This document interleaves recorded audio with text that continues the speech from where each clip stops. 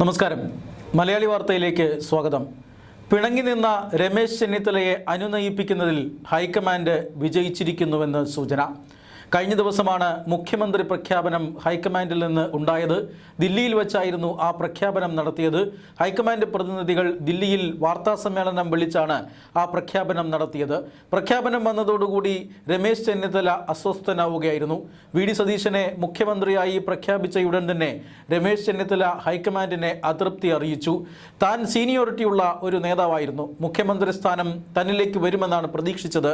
തൻ്റെ സീനിയോറിറ്റി പരിഗണിക്കാത്തതിൽ ദുഃഖമുണ്ട് എന്ന് ഹൈക്കമാൻഡിനെ അതൃപ്തി അറിയിച്ച ശേഷം അദ്ദേഹം തിരുവനന്തപുരത്ത് നിന്നും തൃശ്ശൂരിലേക്ക് പോയി. ഗുരുവായൂരിൽ ക്ഷേത്ര ദർശനത്തിനാണ് അദ്ദേഹം പോയത്.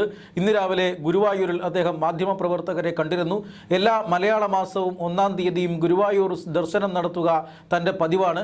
അതുകൊണ്ട് താൻ ഇത്തവണയും ഗുരുവായൂരിൽ ദർശനത്തിന് വന്നതാണ്, അല്ലാതെ പിണങ്ങിപ്പോയതല്ല. മാധ്യമങ്ങൾ മറ്റു തരത്തിലുള്ള വ്യാഖ്യാനങ്ങൾ ചമയ്ക്കേണ്ടതില്ല എന്നാണ് രമേശ് ചെന്നിത്തല പറഞ്ഞത്. പക്ഷേ അപ്പോഴും ക്യാബിനറ്റിലേക്ക് ഉണ്ടാകുമോ എന്ന് ചോദിച്ചപ്പോൾ അതിനെക്കുറിച്ചൊക്കെ തീരുമാനമെടുക്കേണ്ടത് മുഖ്യമന്ത്രിയാണ് എന്ന മറുപടിയാണ് ഒട്ടും സന്തോഷവാനല്ലാതെ കാണപ്പെട്ട രമേശ് ചെന്നിത്തല നൽകിയത്.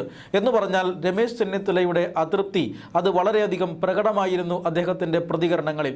ഇന്ന് അതിരാവിലെ ഗുരുവായൂരിൽ നിന്ന് തിരിച്ച് തിരുവനന്തപുരത്തെത്തിയ രമേശ് ചെന്നിത്തല തിരുവനന്തപുരത്ത് മാധ്യമപ്രവർത്തകരെ കണ്ടപ്പോഴും താൻ തൃശ്ശൂരിൽ പറഞ്ഞത് മാത്രമേ തനിക്ക് പറയാനുള്ളൂവെന്നും മറ്റൊന്നും പുതുതായി തനിക്ക് പറയാനില്ലെന്നുമാണ് മാധ്യമപ്രവർത്തകരോട് പ്രതികരിച്ചത്. പിന്നീട് അദ്ദേഹത്തിൻ്റെ തിരുവനന്തപുരത്തെ വഴുതക്കാട്ടെ വസതിയിലെത്തിയിരുന്നു. അപ്പോഴേക്കും നിയുക്ത മുഖ്യമന്ത്രി വി ഡി സതീശൻ രമേശ് ചെന്നിത്തലയെ കാണാനെത്തുമെന്ന ഒരു അറിയിപ്പ് മാധ്യമപ്രവർത്തകർക്ക് ലഭിച്ചു.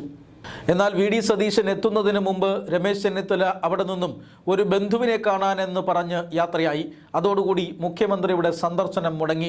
രമേശ് ചെന്നിത്തല ഇപ്പോഴും കട്ടക്കലിപ്പിലാണ് എന്നതിൻ്റെ മറ്റൊരു സൂചനയായിരുന്നു അത്. ചെന്നിത്തലയെ തണുപ്പിക്കാനായി പിന്നീട് ഹൈക്കമാൻഡിൽ നിന്നും വിളി വരുന്നു. കേരളത്തിൽ നിന്ന് ഹൈക്കമാൻഡിലേക്കും ഹൈക്കമാൻഡിൽ നിന്ന് കേരളത്തിലേക്കും നിരന്തരം ആശയവിനിമയങ്ങൾ നടന്നു. കേരളത്തിലുള്ള ഹൈക്കമാൻഡ് പ്രതിനിധി ദീപാദാസ് മുൻഷി രമേശ് ചെന്നിത്തലയുമായി സംസാരിക്കുന്നു, കാണാനായി സമയം ചോദിക്കുന്നു. ഇത് ഏറ്റവും ഒടുവിലായി രമേശ് ചെന്നിത്തല അദ്ദേഹത്തിൻ്റെ തിരുവനന്തപുരത്തെ വസതിയിലെത്തുന്നു. അവിടേക്ക് വി ഡി സതീശൻ എത്തുന്നു. വി ഡി സതീശനും രമേശ് ചെന്നിത്തലയും തമ്മിലുള്ള ചർച്ച അത് മഞ്ഞുരുകലിൻ്റെ ഒരു നിർണായക ഘട്ടമായിരുന്നു എന്ന് വേണം കരുതാൻ. കാരണം അതിനുശേഷം ഇരുവരും ഒരുമിച്ച് മാധ്യമപ്രവർത്തകരെ കാണുന്നു. അപ്പോഴും രമേശ് ചെന്നിത്തല ഒട്ടും സന്തോഷവാനല്ലായിരുന്നു. മാധ്യമപ്രവർത്തകരോട് ഏതാനും ചില വാക്കുകളിൽ മാത്രം പ്രതികരിച്ചു. എന്തിനായിരുന്നു കൂടിക്കാഴ്ചയെന്നും എന്തുപാധിയാണ് വെച്ചതെന്നുമുള്ള ചോദ്യങ്ങൾക്ക് അദ്ദേഹം ഞങ്ങൾ തമ്മിൽ എന്തിനാണ് എന്തുപാധി എന്ന മറു ചോദ്യമാണ് മാധ്യമപ്രവർത്തകരോട് ചോദിച്ചത്. അപ്പോഴും രമേശ് ചെന്നിത്തല ക്യാബിനറ്റിലേക്ക് ഉണ്ടാകുമോ എന്ന കാര്യത്തിൽ യാതൊരു ഉറപ്പും ഉണ്ടായിരുന്നില്ല.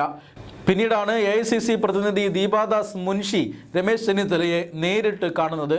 അതായത് രമേശ് ചെന്നിത്തല ഈ വി ഡി സതീശൻ്റെ വകുപ്പിൽ അല്ലെങ്കിൽ വി ഡി സതീശൻ്റെ സർക്കാരിൽ ഒരു കേവല മന്ത്രിയായിരിക്കാൻ താല്പര്യപ്പെടുന്നില്ല.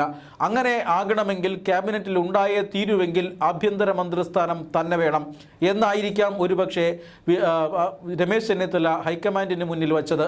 മുഖ്യമന്ത്രി അല്ലെങ്കിൽ ആഭ്യന്തരമന്ത്രി എന്ന ഒരു നിർദ്ദേശമായിരിക്കാം രമേശ് ചെന്നിത്തല ഹൈക്കമാൻഡിന് മുന്നിൽ വച്ചത്. എന്നാൽ വി ഡി സതീശൻ ആഭ്യന്തര മന്ത്രിസ്ഥാനം ആർക്കും നൽകാൻ തയ്യാറായിരുന്നില്ല. ആഭ്യന്തര മന്ത്രിസ്ഥാനം മറ്റാർക്കെങ്കിലും നൽകുന്നത് 2 അധികാര കേന്ദ്രങ്ങൾ സൃഷ്ടിക്കുമെന്ന് വി ഡി സതീശൻ വിശ്വസിച്ചു.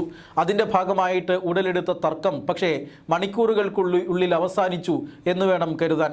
ഹൈക്കമാൻഡ് പ്രതിനിധി ഈ തീരുമാനം ചെന്നിത്തലയെ അറിയിക്കുന്നു. അതോടുകൂടിയാണ് ചെന്നിത്തലയുമായി ബന്ധപ്പെട്ട കേന്ദ്രങ്ങൾ രമേശ് ചെന്നിത്തല മന്ത്രിസഭയിലേക്കുണ്ട് എന്ന കാര്യം സ്ഥിരീകരിക്കാതെയാണ് എങ്കിലും പറയുന്നത്. അതുകൊണ്ട് തന്നെ നമുക്ക് ഉറപ്പിക്കാം രമേശ് ചെന്നിത്തലയ്ക്ക് ആഭ്യന്തര മന്ത്രിസ്ഥാനം വാഗ്ദാനം ചെയ്യപ്പെട്ടിരിക്കുന്നു.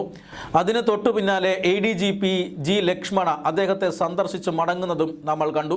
ഇതുകൂടിയായപ്പോൾ സംസ്ഥാനത്തെ ആഭ്യന്തര മന്ത്രിസ്ഥാനത്തേക്ക് രമേശ് ചെന്നിത്തല വരുന്നു എന്നതിൻ്റെ ഏതാണ്ട് ഉറപ്പായി കഴിഞ്ഞിരിക്കുന്നു.